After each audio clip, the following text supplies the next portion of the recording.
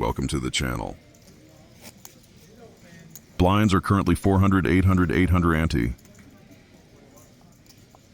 I'm sitting as the big blind in seat 5.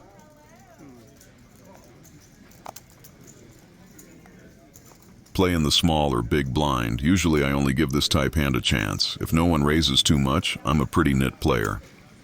6 folds before small blind makes bet 2K.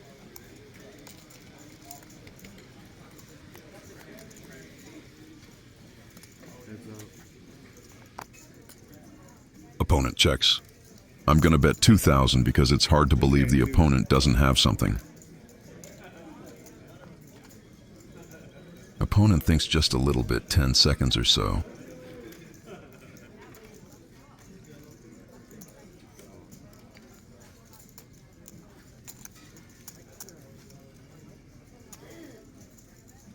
Opponent checks again. With only pairing my 6, I make a bet of 6,000. I'm trying to push my betting to make him fold, which does pretty quickly. Would any of you consider this a bluff? Thanks again for joining me.